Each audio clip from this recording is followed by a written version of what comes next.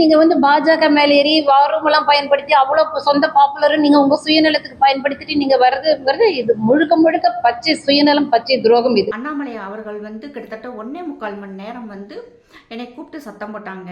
சத்தம் போடும்போது வந்து பேனாவை வச்சு நோட்டை கிறுக்கிக்கிட்டே இருந்தார், சைக்கோ மாதிரி அப்படின்னு சொன்னாங்க. கிட்டத்தட்ட அதாவது அந்த அவங்க சொன்னாங்களே அந்த கிறுக்கிறது வந்து சைக்கோ மாதிரி அப்படின்ட்டு, அது அப்படி இல்லை. அதாவது நம்மளால் வந்து நிறைய விஷயங்களை வெளியே சொல்ல முடியாது. இவங்க வந்து இப்படி பண்ணிட்டாங்க, அதாவது ஒரு கோபம் ஆத்திரம் அதை வந்து அவங்கள்ட்ட காட்ட முடியலைங்கும் போது ஒரு சிலருக்கு வந்து அந்த பழக்கம் இருக்கும். அதாவது அந்த கோபத்தை வந்து வெளிப்படுத்துறது எப்படின்னு தெரியாமல் அப்படி கிறுக்குவாங்க. பட் அண்ணாமலை அவர்கள் அதை அப்படி கிறுக்குனாரா இல்லையான்னு அதுவும் நமக்கு தெரியாது. இப்போ மேடம் சொன்னதுக்காகத்தான் இந்த பதில். அடுத்து ஒன்று பார்த்தோம்னா, நான் வந்து சாணக்கியன் தெரியுமா, அதாவது வந்து 2.5% இருந்ததை இன்றைக்கி நான் 18% கொண்டு வந்துட்டேன் அப்படின்னு சொன்னார் அப்படின்னு சொல்கிறாங்க. கிட்டத்தட்ட அண்ணாமலை அவர்கள் முதல் எலெக்ஷனில் நின்றதே பார்த்தோம்னா 2024. ஆனால் சூர்யா சிவா அண்ட் டெய்ஸி மேடம் அவங்களுடைய இஷ்யூ, இந்த டெலிஃபோன் இஷ்யூ நடக்கிறது பார்த்தோம்னா 2022 நவம்பர், டிசம்பர் 2ஆம் தேதி கூட அவங்க மீடியாவுக்கெல்லாம் வந்து பேசியிருக்காங்க. அந்த தனிப்பட்ட முறையிலுமே வந்து அவங்க பேட்டியெல்லாம் கொடுத்துருக்காங்க. அன்னைக்கு சொன்ன பேட்டிக்கும் இன்னைக்கு இப்போ பேசியிருக்க விஷயத்துக்கும் பார்த்தோம்னா நிறைய கான்ட்ராவர்சி இருக்குது. கிட்டத்தட்ட ஒரு 100% வித்தியாசம் சொல்லலாம். அந்த அளவுக்கு வந்து மாற்றி பேசியிருக்காங்க. அப்போ இவங்க சொல்கிறாங்க அன்னைக்கு வந்து நான் நிர்பந்திக்கப்பட்டேன் அப்படின்னு சொல்லிட்டு. சரி, நிர்பந்திக்கப்பட்டாங்க. அவங்க வந்து இருந்த சூழ்நிலையும் சரி, அதை வந்து நம்ம குறை சொல்ல முடியாது. சரி, நம்ம ஏன்னா நம்மளுடைய ஒரு மாநில ஒரு பெரிய கட்சி, நல்லா வளர்ந்துட்டு வர்ற கட்சியில் வந்து நம்ம ஒரு குற்றச்சாட்டை சொல்ல வேண்டாம் அப்படின்னு கூட அவங்க நினச்சிருக்கலாம். ஓகே, அதையுமே நம்ம ஏற்றுக்குருவோம். அடுத்து அவங்க சொல்லியிருக்காங்க டிஎம்கே ஃபைல்ஸ் வந்து அண்ணாமலை அவர்கள் வெளியிட்டாங்க. அந்த வெளியிட்டதில் பார்த்தோம்னா நிறையா வந்து பணம் சம்பாரிச்சிட்டாரு. அதாவது வந்து செந்தில் பாலாஜி, துரைமுருகன் இவங்ககிட்டலாம் வந்து நிறையா பணம் வாங்கிட்டாங்க அப்படிங்கிற மாதிரி சொல்கிறாங்க. வேலையை விட்டு ராஜினாமா பண்ணிட்டு இங்கிட்டு கட்சியில் சேர்ந்த உடனே இவர் கொஞ்சம் கொஞ்சமாக அவரை வந்து க்ரோ பண்ண ஆரம்பிச்சிட்டாரு. அந்த சமயத்தில் இருந்தேவும் அண்ணாமலை வந்து நம்மளை எதிர்த்து பேசுகிறாரு, நம்மளுடைய விஷயங்களை வெளியே கொண்டு வராருன்னு தெரிஞ்ச உடனே வந்து இன்னைக்கு எதிர்க்கட்சியாக இருக்கக்கூடிய திமுக இவரை பற்றி எல்லா விஷயத்தையுமே நோண்ட ஆரம்பிச்சிட்டாங்க. யார் என்ன எப்படின்னு சொல்லிட்டு, லஞ்சம் வாங்கியிருக்காங்களா, அன்பளிப்பு வாங்கியிருக்காரா, யார்ட்டையும் இலவசம் வாங்கியிருக்காரா, பெண் விஷயத்தில் எப்படின்னு சொல்லிட்டு எல்லாமே நோண்டி பார்த்துட்டு எதுவுமே சிக்கலங்கவும் தான் அவங்க வந்து உன்னை பற்றி நாங்கள் வீடியோலாம் போடுவோம்னு சொல்லும்போது அண்ணாமலை அவர்கள் சொன்னாங்க இருந்தால் போடு, நானும் சேர்ந்தே பார்க்குறேன் அப்படின்னு சொல்லிட்டு தைரியமாக சொன்னார். ஆனால் இப்போ வரைக்கும் எந்த ஒரு சின்ன ப்ரூஃப் கூட அவங்க கொடுக்க முடியல.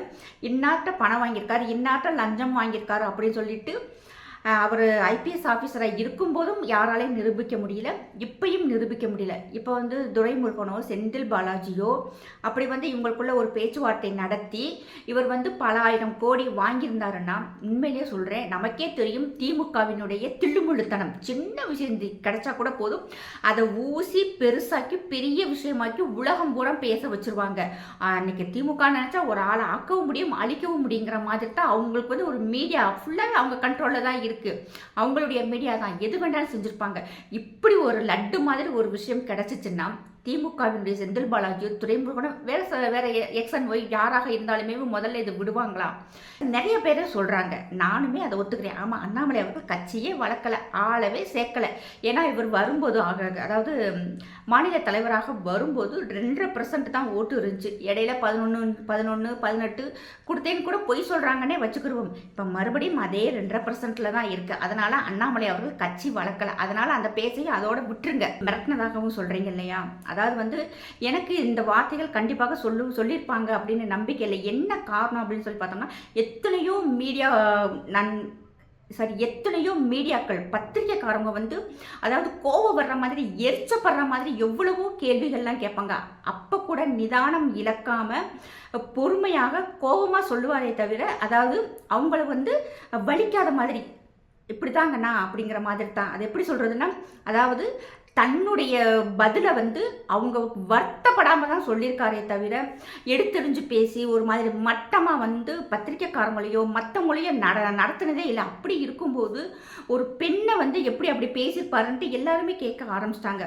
இப்போ எனக்கெல்லாம் உண்மையிலே டெய்ஸி மேடமெல்லாம் பிடிக்கும். நிறைய பேர் பார்த்தோம்னா இன்னைக்கு ஏன் இப்படி பேசுகிறாங்கன்னே தெரியல.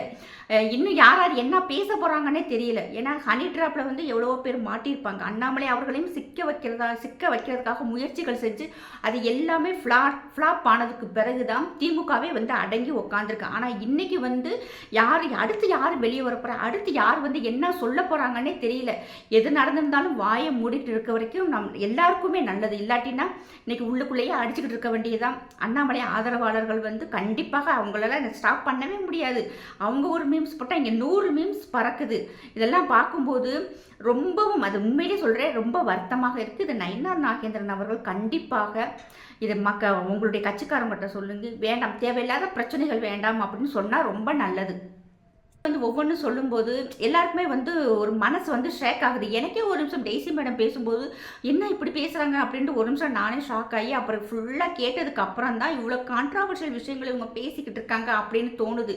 அப்போ சாதாரணமாக இருக்கிறவங்க வந்து வேறு ஒரு பெண்ணாக யாராக இருந்தாலுமே அவங்களுக்கு அரசியலில் போக ஆசை இருந்திருக்கலாம்.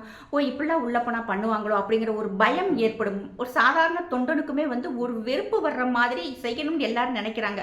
ஆனால் இது பார்த்தோம்னா ஒரு சிலருக்கு அப்படியும் தோணும். ஆனால் நிறைய பேருக்கு வந்து தேவையில்லாமல் அவங்க அசிங்கப்படுத்துறாங்க அப்படின்னு சொல்லும்போது கோபமும் அதிகமாகும். இது பார்த்தோன்னா சைக்காலஜிக்கல் வார்ன்னு தான் நான் சொல்லுவேன். ஏன்னா நம்மளுடைய மனசையும் நம்மளுடைய புத்தியையும் மென்டலி அண்ட் ஹார்ட்லி வந்து இது வந்து ரொம்ப டிஸ்டர்ப் பண்ணும். யாருக்குமே வந்து டிஸ்டர்ப் பண்ணும்.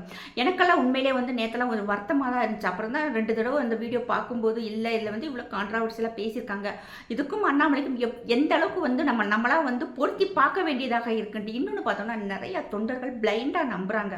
ஆமாம், இவர் பின்னாடி நான் போனோம்னா எங்களுக்கு நல்லது நடக்கும், எங்கள் அடுத்து வர சந்ததிகள் நல்லா இருக்கும்னு நினைக்கிறாங்க. அதில் வந்து யாரும் மாற போகிறதே இல்லை. ஆனால் இப்படி அடுத்தடுத்து வந்து பேசும்போது கண்டிப்பாக பாஜகவுக்கு இது வந்து ஒரு பின்னடைவாக தான் இருக்கும். கூடிய சீக்கிரம் பாஜக இங்கே ஆட்சி அமைக்கும்னு கனவு கண்டுக்கிட்டு இருந்த நேரத்தில் இப்படியெல்லாம் நடந்துக்கிட்டு இருக்கும்போது பார்க்கும்போது உண்மையான தேசியவாதிகள் எல்லாருக்குமே வந்து ரொம்ப வருத்தமாக தான் இருக்குது.